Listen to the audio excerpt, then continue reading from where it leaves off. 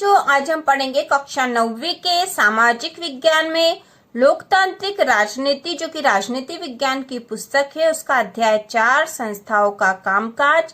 इसके सारे वस्तुनिष्ठ मतलब ऑब्जेक्टिव क्वेश्चन आज हम देख लेंगे और इस पाठ में से 4 नंबर के ऑब्जेक्टिव क्वेश्चन आएंगे। 4 नंबर के ऑब्जेक्टिव क्वेश्चन आएंगे इस पाठ में से ऑब्जेक्टिव क्वेश्चन आएंगे 4 नंबर के। तो यह वस्तुनिष्ठ प्रश्नोत्तर के मान से बहुत अधिक महत्वपूर्ण पाठ है और यदि हम ये सारे क्वेश्चन आंसर देख लेंगे तो हमारे 4 नंबर पूरे हो जाएंगे, क्योंकि यह आपके प्रश्न बैंक जो कि बोर्ड द्वारा जारी की गई है उसमें से ही है।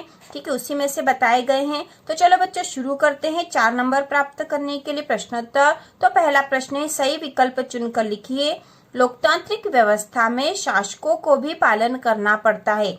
तो लोकतांत्रिक व्यवस्था में शासकों को भी किसका पालन करना पड़ता है? तो इसका उत्तर होगा कानून का। ठीक है, कानून का। अगला है, भारत की संसद के नाम लिखिए। तो भारत की संसद के नाम है लोकसभा और राज्यसभा। ठीक है, लोकसभा और राज्यसभा से मिलकर संसद बनती है।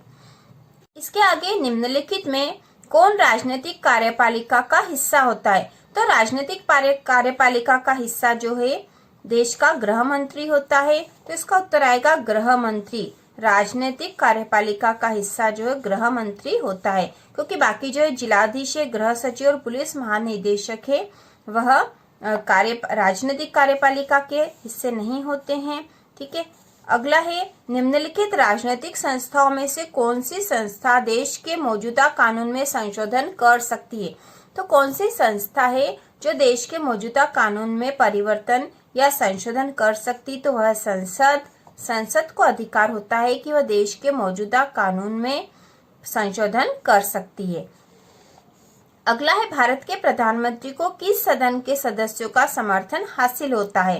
तो प्रधानमंत्री को जो है लोकसभा के सदस्यों का समर्थन प्राप्त होता है। तो इसका उत्तर आएगा लोकसभा। ठीक है, लोकसभा।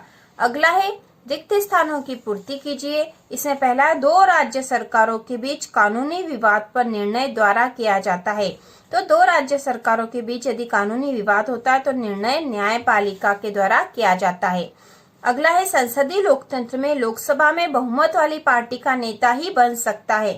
तो बहुमत वाली पार्टी का नेता ही प्रधानमंत्री बन सकता है। ठीक है, प्रधानमंत्री बन सकता है। अगला है, पल्स पोलियो अभियान द्वारा शुरू किया गया। तो यह सरकार द्वारा शुरू किया गया। अगला है, 1979 में गठित दूसरे पिछड़ी जाति आयोग की अध्यक्षता ने की। तो दूसरे पिछड़े जाति आयोग की अध्यक्षा बीपी मंडल ने की थी। बीपी मंडल ने। भारत में संसद के सदन होते हैं। तो भारत में संसद के 2 सदन होते हैं। ठीक है, 2 सदन होते हैं। इसके आगे है, एक शब्द या एक वाक्य में उत्तर दीजिए। तो पहला, भारत सरकार ने अन्य पिछड़े वर्गों का कितने प्रतिशत आरक्षण दिया है? तो भारत सरकार ने अन्य पिछड़े वर्गों का 27%।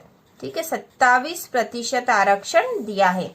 अगला है, लोअर हाउस की सदन को कहा जाता है। तो लोअर हाउस जो है लोकसभा को कहा जाता है। Lower house Lok Sabha.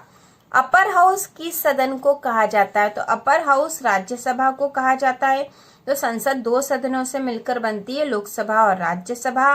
लोकसभा को लोअर हाउस भी कहा जाता है और राज्यसभा को अपर हाउस भी कहा जाता है। भारत के वर्तमान राष्ट्रपति का नाम क्या है? तो भारत के वर्तमान राष्ट्रपति श्री रामनाथ कोविंद। श्री रामनाथ कोविंद। अगला है, मंत्री कितने प्रकार के होते हैं? तो इसका उत्तर होगा, मंत्री 3 प्रकार के होते हैं। कैबिनेट मंत्री, स्वतंत्र प्रभार वाले राज्य मंत्री और राज्य मंत्री। ठीक है, कैबिनेट मंत्री, स्वतंत्र प्रभार वाले राज्य मंत्री और राज्य मंत्री। अगला प्रश्न है, सत्य और असत्य बताइए, जो कि हमारे एग्जाम में आते हैं इसी तरह के क्वेश्चन ऑब्जेक्टिव में। प्रधानमंत्री सरकार का प्रमुख नहीं होता है। तो यह असत्य है। ठीक है, असत्य है, यह असत्य है, क्योंकि प्रधानमंत्री जो सरकार का प्रमुख होता है।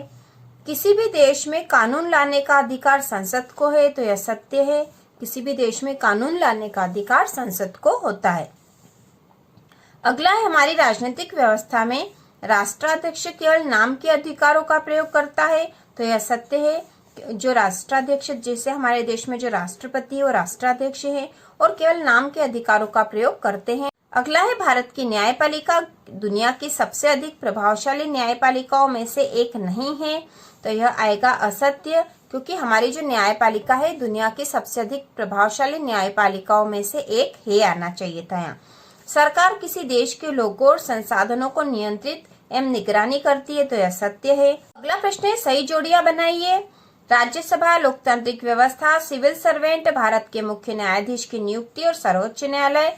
और खंड ब में दे रखा है, कायदे कानूनों को मानना, नौकरशाह, देश में न्यायिक प्रशासन को नियंत्रित करना, प्रभावशाली और राष्ट्रपति।